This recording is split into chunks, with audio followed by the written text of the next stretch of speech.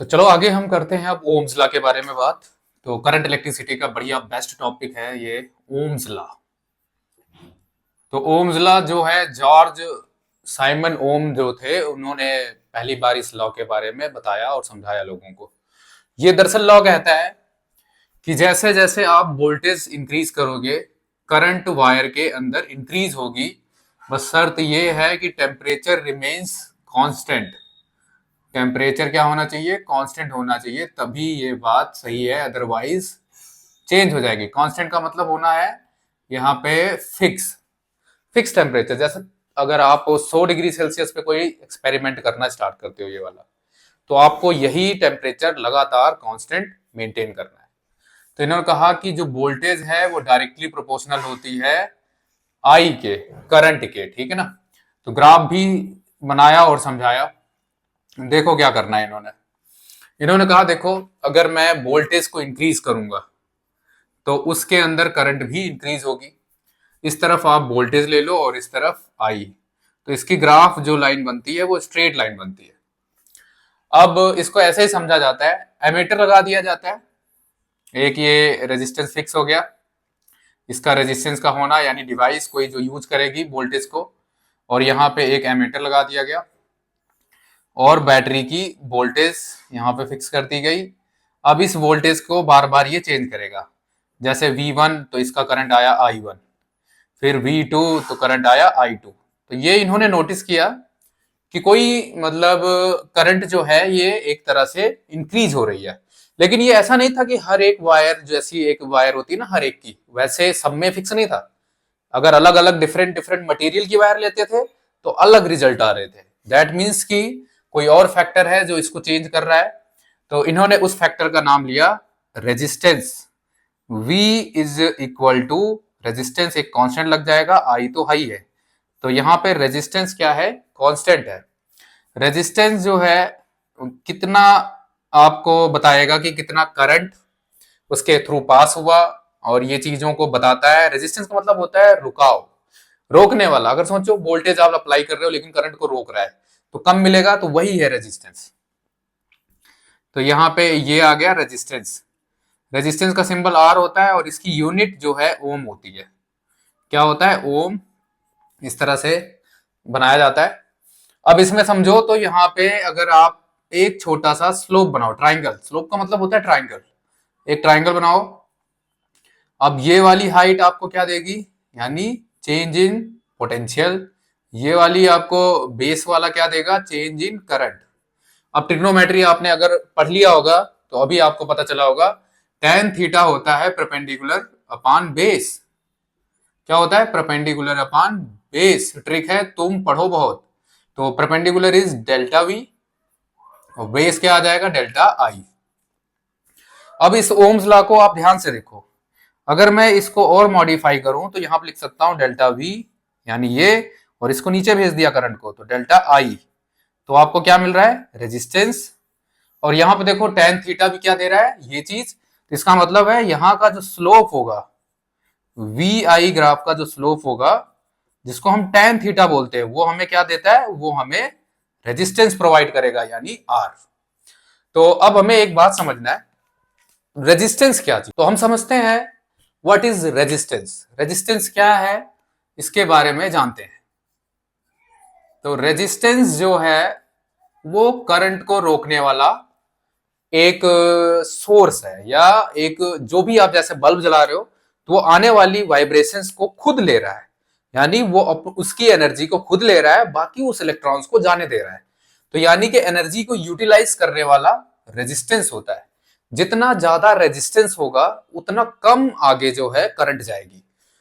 अब यहां पे समझने वाला ये पॉइंट है कि इसको कैसे नापा जाए। तो यहाँ पे एक हम लेते हैं डिवाइस जिसका नाम था रियोस्टेट। रियोस्टेट आपको याद है, वेरिएबल रेजिस्टेंस बॉक्स। यहाँ पे मैंने रियोस्टेट ले लिया है जो अपनी मर्जी से चेंज करेंगे, और यहाँ पे एक एमीटर लगा दिया। अब आप यहाँ पे समझने की कोशिश करो। ये वोल्टेज है, बैटरी हमने रख दी है फिक्स, इसकी वैल्यू क्या कर दूंगा मैं? फिक्स। अब क्या होने वाला है, जैसे मान लो पहले रेजिस्टेंस था 10 ओम, 10 ओम, तब आपको कुछ ना कुछ करंट मिली होगी। अब आपने इसको कर दिया 15 ओम, क्योंकि वेरिएबल रेजिस्टेंस बॉक्स है आपके पास, आप चेंज कर रहे हो, तो हर बार क्या ऑब्जर्व करते हो कि जो करंट की वैल्यू है वो चेंज हो जाएगी। कैसे? V is equal to I R, बीर ऐसे याद करो। अब आई की वैल्यू कैसे आ जाएगी? डेल्टा वी, यानी पोटेंशियल डिवाइडेड बाय आर। अब यहां पे नोटिस करो तो आर जो है नीचे चला गया, इसके बढ़ने से ये चीज डिक्रीज होगी। उल्टा का मतलब यही होता है कि अगर आप इसको घटा रहे हो तो ये 100% बढ़ रही है। देखो रेजिस्टेंस बढ़ेगी तो आपको करंट कम मिलेगी, कम मिलती जाएगी। इस तरह से करंट में वेरिएशन आएगी। अब यहाँ पे नोटिस करना है हमें कि रेजिस्टेंस क्या है। तो रेजिस्टेंस जो है, पहले तो डायमेंशंस पे हम बात करें कैसे डिपेंड करता है, तो ये डायमेंशंस पे भी डिपेंड करेगा। डायमेंशंस में आते हैं लेंथ और इसकी ब्रेड्थ और एरिया, वॉल्यूम, ये वाली चीजें कि ये कैसे इन्फ्लुएंस करेंगी, चेंज करेंगी। वायर के अंदर देखा जाए तो एक वायर की डिजाइन सिलेंड्रिकल होती है। तो सिलेंड्रिकल है तो इसका ये क्रॉस सेक्शन एरिया जो करंट को पास आउट करेगा इधर से, ये वाली चीज है इसकी लेंथ, जो कि इसकी लंबाई कितनी है ये चीज बताएगी। अब यहां पे एक नोटिस करो, अगर मुझे जाना है अंदर, यहां से एंट्री अगर खुली हो जाए, बहुत ज्यादा बड़ी कर दी जाए, तो ये ज्यादा इलेक्ट्रॉन्स को पास आउट होने देगा, यानी ज्यादा इलेक्ट्रॉन पास आउट का मतलब ज्यादा करंट गई। अब ज्यादा करंट गई तो ये रेजिस्टेंस के उल्टा डायरेक्शन में काम कर रहा है, यानी एरिया जो है रेजिस्टेंस को डिक्रीज करता है। तो मैं लिखूंगा R is inversely proportional to area. अब ये लंबाई ज्यादा बढ़ गई है, तो आपको पता है ड्रिफ्ट वेलोसिटी, उस वाली वेलोसिटी से ये इलेक्ट्रॉन का वाइब्रेशन वहां धीरे धीरे पहुंचेगा, टाइम लगेगा। तो टाइम लगा यानी लेंथ पे डिस्टेंस ज्यादा तो टाइम ज्यादा, जिसकी वजह से करंट कम हुई। तो इसका मतलब है लेंथ के डायरेक्टली प्रोपोर्शनल है। तो ये यहां से ओवरऑल मुझे रिजल्ट मिलता है कि रेजिस्टेंस प्रोपोर्शनल है एल के, इनवर्सली प्रोपोर्शनल है एरिया के। तो यहां पे हमें क्या समझ में आया? तो रेजिस्टेंस इज इक्वल टू, यहां कॉफिशिएंट लगाते हैं, मटेरियल पे डिपेंड करता है, इसको बोलते हैं रेजिस्टिविटी, और ये होता है एल अपॉन ए, यानी लेंथ अपॉन एरिया। ये रो जो है रेजिस्टिविटी को रिप्रेजेंट करता है। किसको रिप्रेजेंट करता है? रेजिस्टिविटी को। तो हमारे पास रिजल्ट जो है रेजिस्टेंस का क्या है? Resistance is equal to rho L by A. अब यहां पे ये क्या है? ये है resistivity of material, resistivity of material. ये भाई किस पे डिपेंड करेगी? तो ये ना डायमेंशन पे डिपेंड करेगी और ना ही किसी के करंट सरंट पे, तो इसका मटेरियल की प्रॉपर्टी पे डिपेंड करता है। जैसे आप कॉपर लोगे तो इसकी रेजिस्टिविटी मान लेते हैं रो 1, जिंक लोगे तो इसकी आ जाएगी आपकी, Zn लोगे तो आपकी आ जाएगी रो 2, यानी ये फिक्स होगी, ये डायमेंशंस पे नहीं डिपेंड करता। तो इसका मतलब है जो डायमेंशंस पे नहीं फिक्स होता वो फिर टेम्परेचर से चेंज किया जा सकता है, क्योंकि जब हम इनके अगर एक सेगमेंट को उठाएं, इतने यहाँ पे एटम होंगे बहुत सारे और इनके अंदर फ्री इलेक्ट्रॉन्स होंगे बहुत सारे, ठीक है। अब मैं टेम्परेचर को अगर बढ़ाऊंगा तो जो इनकी वाइब्रेशन है, इस इलेक्ट्रॉन की वाइब्रेशन इंक्रीज हो जाएगी, जिसकी वजह से रेजिस्टिविटी पे फर्क पड़ेगा। तो रेजिस्टिविटी के ऊपर फर्क पड़ेगा, तो मटेरियल की प्रॉपर्टी जो है रेजिस्टिविटी के ऊपर फर्क पड़ेगा, बिल्कुल पड़ेगा। तो यहाँ पे टेम्परेचर पे अलग अलग तरीके से ये काम करते हैं। कोई ज्यादा, किसी का एटम ज्यादा वाइब्रेट करेगा तो किसी का कम, जिसका कम करेगा हो सकता है बहुत ज्यादा कोलिजन हो, हीट ज्यादा हो जाए तो उसकी वजह से रेजिस्टेंस भी इंक्रीज हो जाता है। तो रेजिस्टेंस जो है कब इंक्रीज होगा? जब आप टेम्परेचर इंक्रीज करोगे। कोई मटेरियल मान लो ज्यादा लेंथ इंक्रीज कर देता है, जब अपनी वाइब्रेशन एनर्जी इंक्रीज करेगा तो उस केस में आपका रेजिस्टेंस बढ़ जाएगा। तो यहाँ पे रेजिस्टेंस से क्या लिखना है कि resistance increases, that means temperature increases. ये किसके केस में है? ये आपको ध्यान रखना है, ये कंडक्टर के केस में काम करेगा। तो कंडक्टर वो होते हैं जो कंडक्ट करते हैं इलेक्ट्रिसिटी को, और जो इंसुलेटर होते हैं वो नहीं करते। एक और डिवाइस होती है, एक और मटेरियल होता है सेमीकंडक्टर। जो सेमीकंडक्टर होते हैं ना, ये उल्टा काम करते हैं। आधे कंडक्टर, जो आधे कंडक्टर हैं आधे इंसुलेटर की तरह, तो अगर आप इनको टेम्परेचर बढ़ाओगे ना तो इनकी रेजिस्टेंस डिक्रीज होती है। तो ये फायदा लेते हैं उसका कि मेरे तो बाउंडेड इलेक्ट्रॉन थे, यानी जुड़े हुए, चिपके हुए, जैसे आपने एनर्जी दी वो फ्री हो गए, अब कंडक्शन अच्छा होगा। इस पे कुछ सवाल आते हैं, देखते हैं। पहला सवाल, आपको दिख रही है एक वायर जिसका लेंथ L है, area of cross section A है। इसी वायर को हमने क्या कर दिया? मोल्ड कर दिया, यानी कि मेल्ट करके एक बारी डबल मोटाई का वायर बना दिया। अब देखना है एरिया, अगर यहां देखा जाए तो डबल हो गया तकरीबन, और लेंथ हमारा आधा हो गया। ऐसे करना है। तो पहले रेजिस्टेंस अगर मान लेते हैं 4 ओम था, अब बताओ कितनी, तो आपने क्या करना है, डिवाइड कर देना है। रेजिस्टेंस पहले, बाद में रो, और डिवाइडेड बाय रो, लेंथ पहले बाद में, रेजिस्टिविटी देखो मैंने सेम रखी है क्योंकि मटेरियल चेंज नहीं करेंगे ना। L2 और ये A2, ये वाली चीज कट जाएगी, पहले 4 था अब हमें पता नहीं है। अब यहाँ पे लेंथ देखा जाए तो पहले L divided by area A, अब बाद में कितनी हो गई लेंथ, L/2, और एरिया ट्वाइस ऑफ A।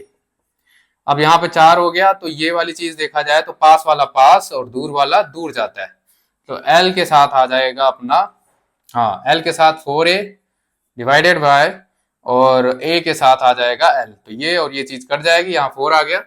अब देखा जाए तो रेजिस्टेंस क्या होगा, 4 नीचे आ गया, और रेजिस्टेंस R2 की वैल्यू 1 आ गई, रेजिस्टेंस डिक्रीज। वही बात है, आपने रास्ता जाने का इलेक्ट्रॉन बढ़ा दिया, इलेक्ट्रॉन के जो क्रॉस होने का रास्ता इंक्रीज कर दिया, और लेंथ को भी छोटा कर दिया कि उसको ज्यादा डिस्टेंस ना ट्रेवल करना पड़े। तो इससे क्या हो गया, इनका रेजिस्टेंस डिक्रीज हुआ। ये पहला क्वेश्चन। एक क्वेश्चन आप घर पे ट्राई करें। क्वेश्चन ये है कि इस बारी लेंथ को हमने क्या किया है, 2 गुना कर दिया है। अब लेंथ को कर दिया मैंने 2 टाइम्स, पहले वाले के कंपैरिजन में डाटा सेम है, यहां से आपको ये डाटा सेम रखना है, ये वाला इतना, फिर इसका लेंथ जो है डबल कर दिया है, तो एरिया क्या कर दिया है, A/2 कर दिया, आधा कर दिया है। तो अब बता देना इसका आंसर कमेंट करके क्या आएगा। और एक चीज अच्छे से समझ लो, यहाँ पे एक टेबल दिया हुआ है जिसमें इंसुलेटर है, उसमें फिर कंडक्टर है, और उसमें फिर सेमीकंडक्टर है या एलॉय है, ठीक है ना, कुछ भी दिया हुआ है, तो आपको वैल्यू बिल्कुल याद नहीं करनी है। तो फिर कैसे क्या करना है, अब मैं यहाँ पे एक क्वेश्चन देता हूँ। पहला एक क्वेश्चन है कि इसमें पहचानना है कि इंसुलेटर कौन है, कंडक्टर कौन है, ठीक है ना। एक वैल्यू दी है मैंने 10⁻14, एक की वैल्यू दी है 10⁻14, और ये किसकी है, रो की वैल्यू दी है, और दूसरी रो दी हुई है मैंने 10⁻−10। तो ऐसे पहचानना है। देखो इसकी वैल्यू बहुत ज्यादा है तो इसका मतलब ये रेजिस्टेंस जो है बहुत ज्यादा प्रोवाइड करेगा, रेजिस्टेंस ज्यादा है तो इसका मतलब है करंट बिल्कुल ना के बराबर, और करंट नहीं पहुंचता या नहीं चलता किसके अंदर, इंसुलेटर, यानी वो क्या है, इंसुलेटर।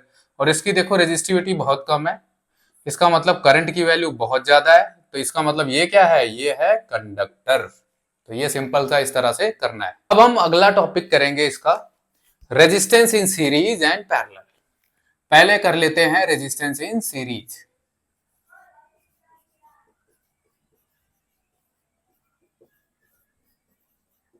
सीरीज देखो फीका चल रहा है इवेंट कहीं कहीं, क्योंकि ग्रेविटी ग्रेविटी असर पड़ रही है, ऊपर करता हूं तो इंक नीचे आ जाती है, इसीलिए।